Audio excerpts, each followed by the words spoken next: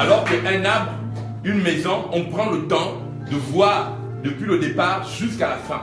Donc il y a des gens qu'on voit, mais il y a des gens qui surgissent. Amen. Et c'est ça le prophète. Et c'est ça la dimension prophétique, ceux qui surgissent. Amen. Pour surprendre. Vous pouvez vous asseoir, éminent peuple de Dieu. J'aurai avec vous 30 minutes et j'espère que je vais les respecter. Il est 13h31 et souvent vous prenez acte à partir du moment où je prends la parole de Dieu pour que vous compreniez que je suis un homme qui ne met pas beaucoup de temps dans la parole, mais j'essaie de vous porter une dimension nouvelle. Alléluia. Nous sommes au 50e jour de l'année, enfin, 50e jour après la Pâque. Ok? Donc la Pentecôte, c'est 50 jours après la Pâque. Et nous savons que dans la tradition hébraïque, 50 jours après la Pâque est nommé quoi? Pour ceux qui lisent de leur Bible, les chrétiens. Ça c'est un béaba, hein. C'est vraiment ce qu'on appelle un acquis, quoi. C'est des acquis, quoi. Si tu es un catholique, tu le sais. Si tu es un protestant, tu le sais. Un chrétien, on appelle ça quoi? 50 jours. Quand on parle, par exemple, que quelqu'un fête ses cinquantenaires, les pays africains les ont fêtés. Ils ont donné des noms comme ça, vous l'avez entendu. C'est quoi? Les jubilés. Un jubilé, c'est quoi? Quand on dit quelqu'un est en extase jubilatoire, qu'est-ce que ça veut dire? Oh, on entend? Est-ce que ce que je vous dis vous intéresse? Amen. Est-ce que ce que je vous dis vous intéresse? Amen. Qu'est-ce que c'est un jubilé? Qu'est-ce que c'est un jubilé? Un jubilé, en réalité, c'est la saison de verdité, la saison de fertilité, la saison de productivité.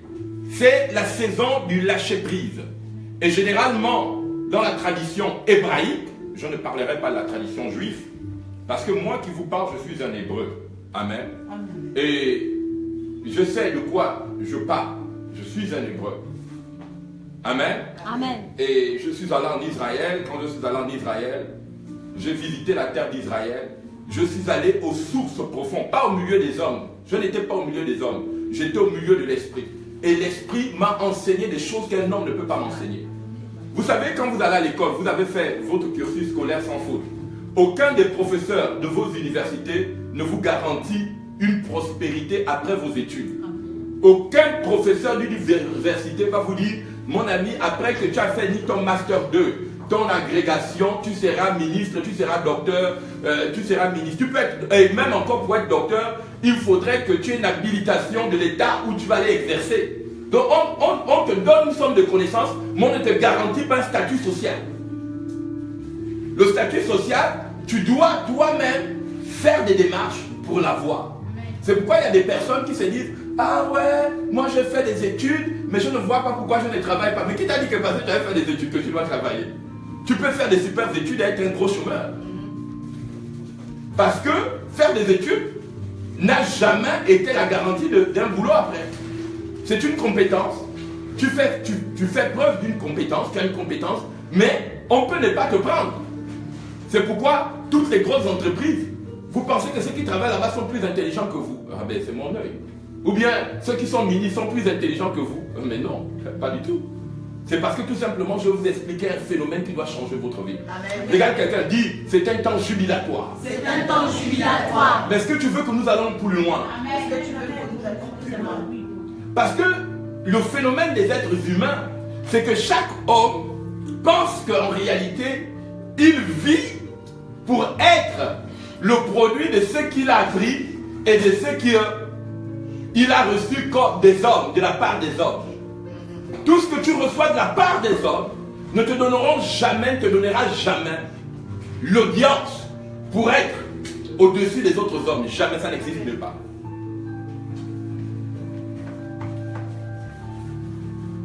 J'ai beaucoup de respect pour les intellectuels. J'ai beaucoup de respect pour des gens qui ont une connaissance littéraire, scientifique, un cursus scientifique. Mais j'ai rarement vu ces gens changer l'humanité.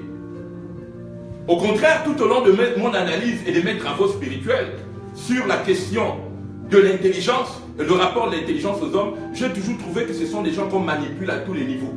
C'est-à-dire qu'il suffit seulement que ces mêmes personnes qui se disent intelligentes rentrent dans certains endroits où on les soumet, ce sont eux qui deviennent les pires instruments de la société.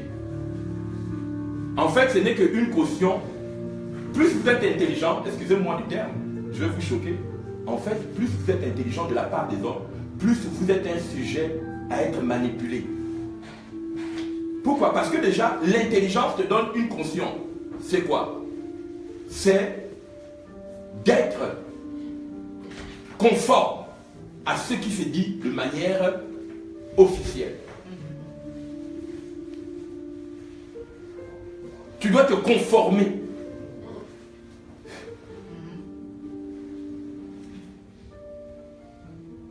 De ce qu'on appelle les discours de salon feutré. Tu dois avoir le même discours que les autres. C'est pas mauvais dans un certain sens. Mais c'est pourquoi j'ai rarement vu les hommes très très intelligents changer le monde. Mais j'ai vu des hommes très intelligents être des plus grands manipulateurs. Et la manipulation, elle n'est pas forcément négative dans un certain sens. Parce que d'une certaine manière, on vit dans une société où on est manipulé. Dans tous les cas, c'est la manipulation qui dirige le monde. Parce que la Bible dit que le monde est sous le pouvoir de Satan. Et Satan, c'est un manipulateur. Mais je voudrais parler de quelque chose de fondamental, c'est la Pentecôte. Amen. Je voudrais me focaliser sur quelque chose. C'est pourquoi, écoutez, je ne vous ai pas dit de ne pas apprendre, je ne vous ai pas dit de mépriser vos diplômes. Écoutez-moi bien, sachez m'écouter. Mais je ne me suis pas de ceux qui sont impressionnés par l'intelligence de qui que ce soit. Amen. Tout en les respectant, tout en leur donnant la considération que leur est due et leur rang. Mais je ne me laisserai jamais intimider parce que je sais comment le monde fonctionne. Amen. Ça, c'est la grâce que j'ai eue. Et c'est aussi la grâce qui m'a permis d'être dans un milieu intellectuel, de moi-même être un intellectuel, de côtoyer des intellectuels, des gens plus intelligents que moi, d'apprendre d'eux et de les étudier également.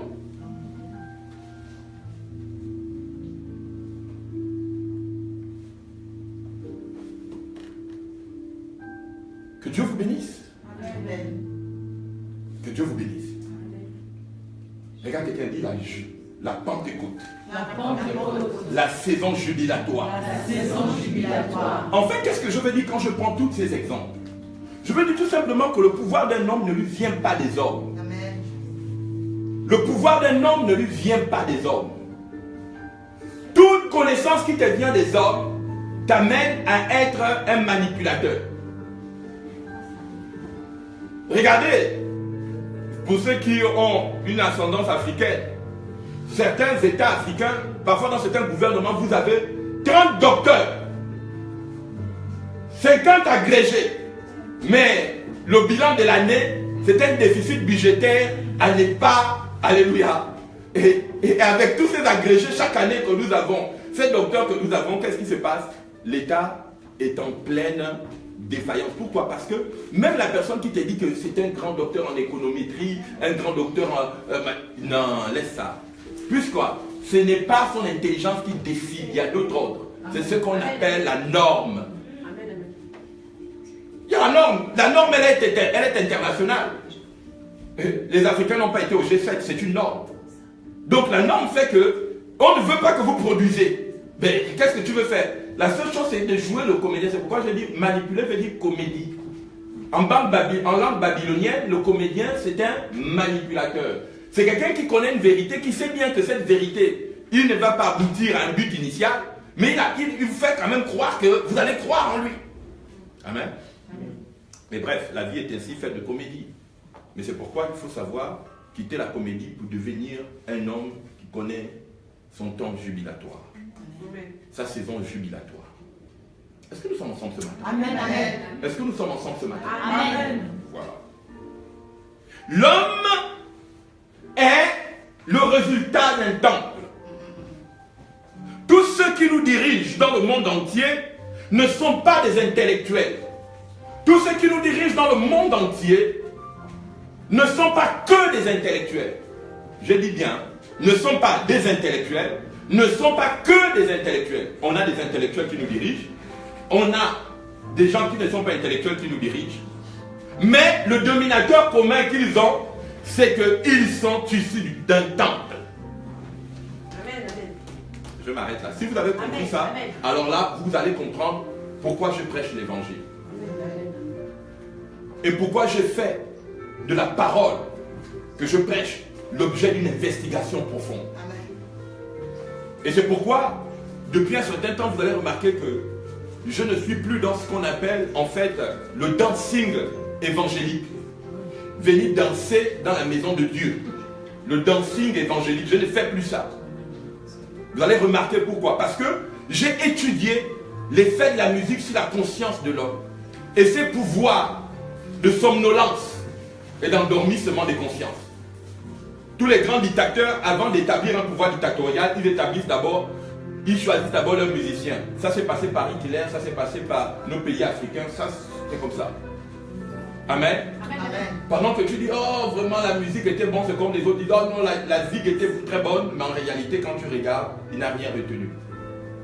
Regarde quelqu'un dit la Pentecôte de ta vie. La Pentecôte de ta vie. La saison jubilatoire de ta vie. La saison jubilatoire de ta vie. Tu dois la connaître et tu dois la vivre. Tu dois la connaître et tu dois la vivre. Car tout homme grand est d'abord un serviteur du temple. D'abord un serviteur du temple. Amen, amen. Quel est le temple que tu sers? La Bible dit Jésus a porté une grande question, ce que j'appelle. Il a soulevé une grande problématique en son temps. Il dit, devant les grands Sanhédrins, les grands docteurs de la loi, les principaux chefs du peuple, les grands sophistes, la conscience des consciences dans l'intelligentsia la plus élaborée. Il va dire, et ses disciples, en regardant les grandes œuvres, ce qu'on appelle les œuvres alchimiques de la pierre, il dit, Seigneur, regarde ce grand temple qui a été bâti par nos ancêtres. Jésus de leur répondre. Jésus de leur répondre. Quoi? Ceux qui connaissent.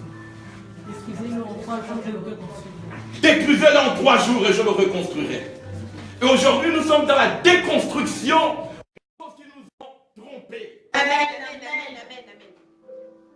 Nous sommes dans la déconstruction des mensonges antiques. Nous sommes dans la déconstruction des concepts et des faussaires. Pour retrouver la sublimation du temple et des temples qui est en corps. C'est pourquoi ce matin, en tant que sacrificateur et prophète, je viens donner une autre lecture à ta vie. C'est pourquoi je refuse d'abord de te faire danser. Parce qu'un homme ne danse que lorsqu'il a obtenu une victoire. On ne danse pas quand on est en échec. Amen. Je viens d'un pays où, qu'à 50 ans, on a fait danser nos mères. Elles ont perdu le droit de vendre. Elles ont perdu le droit d'être des femmes exemplaires. Cela m'a valu d'épouser une Française. Pourquoi? Parce que j'avais dans ma tête, à l'époque, une mauvaise image de la femme de mon peuple. Comprenez ce que je suis en train de dire? Et généralement, quand vous voyez dans ces pays, les gens qui dirigent n'ont pas les femmes de ce peuple-là au sommet de l'État. Pourquoi? Parce qu'ils ont détruit l'image de la femme. Amen. C'est pourquoi il faut déconstruire les choses. Amen. Mais est-ce qu'on peut déconstruire quelque chose si on a en face de nous des DJ qui nous font danser 2 heures de temps?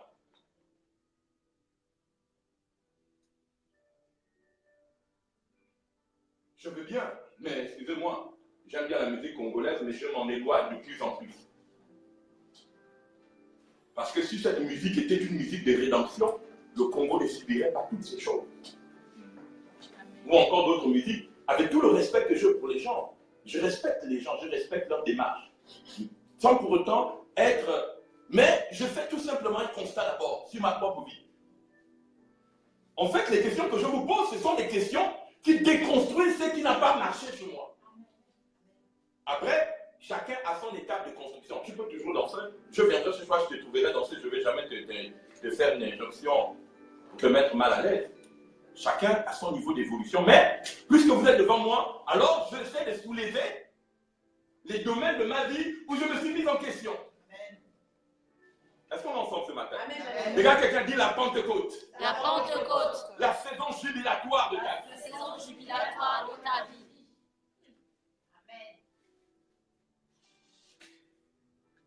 Une saison qui doit marquer un autre témoignage de ton histoire. Une saison donner un autre reflet de ton image. Une saison qui doit marquer un nouveau courant. Quand je parle de courant, je parle ici de charge, de responsabilité, de prise de conscience, de manière factuelle.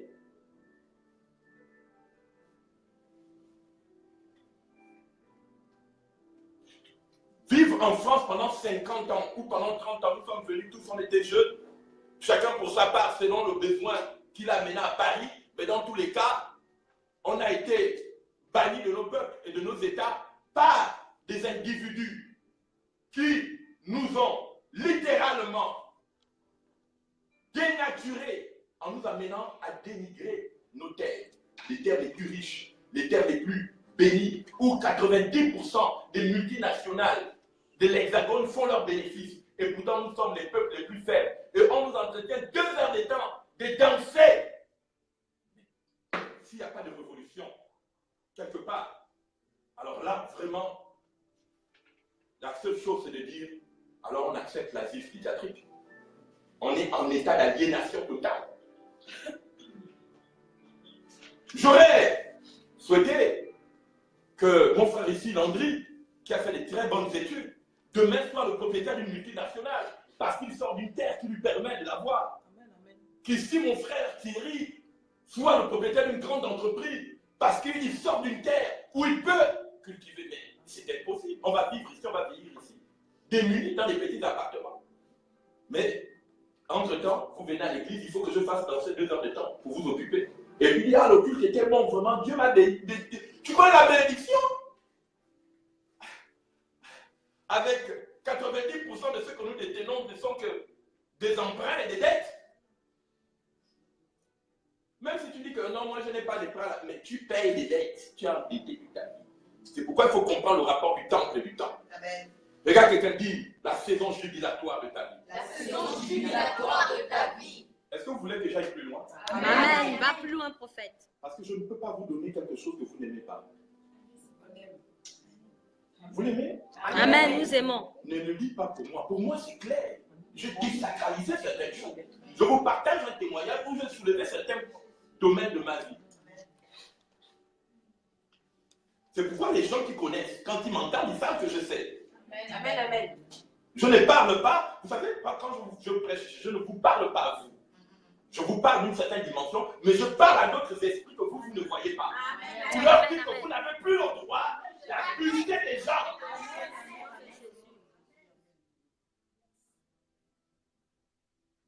Chaque prophète vient avec ses hommes et ses femmes qui décident.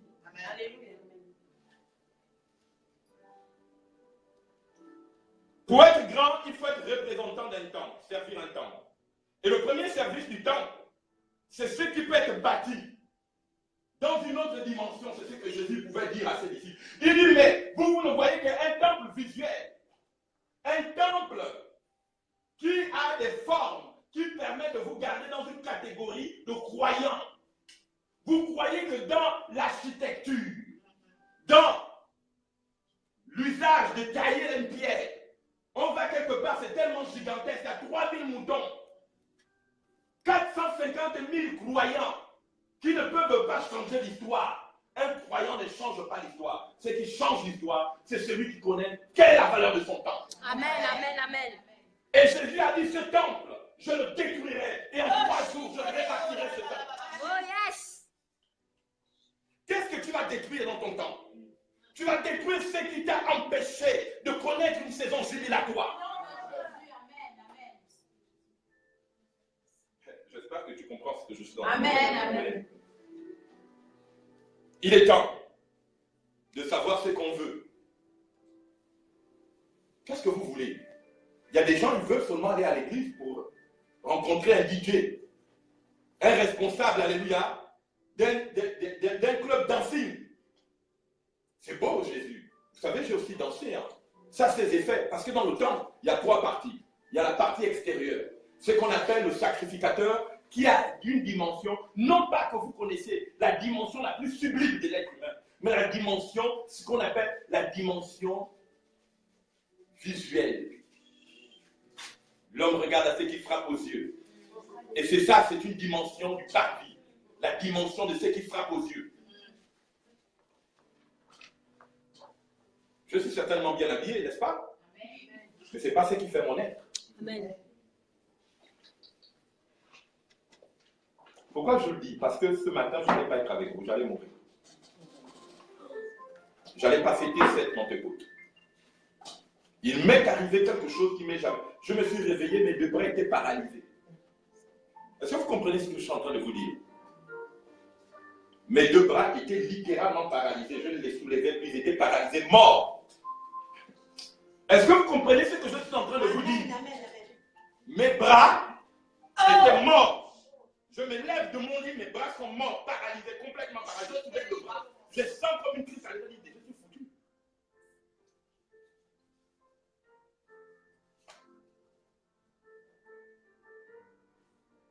Seule la personne que j'appelais ce matin saura qu'à 7 heures, je lui ai demandé de prier pour moi. Parce que je passais 4 heures difficiles. Merci Seigneur pour la victoire. Je vous passe le détail. Ne jouez pas avec votre vie. Amen. Ne jouez pas avec votre vie. Amen. Celui qui ne connaît pas la valeur de son temps passera à côté de sa vie et de manière prématurée. Que Dieu vous bénisse. Amen. Je vais m'arrêter là. J'aurais eu beaucoup de choses à vous dire. Mais le temps est si peu. J'ai eu 30 minutes. Je ne peux pas aller plus loin. J'avais beaucoup de choses à vous dire. Je m'arrête là. Est-ce que vous m'avez compris?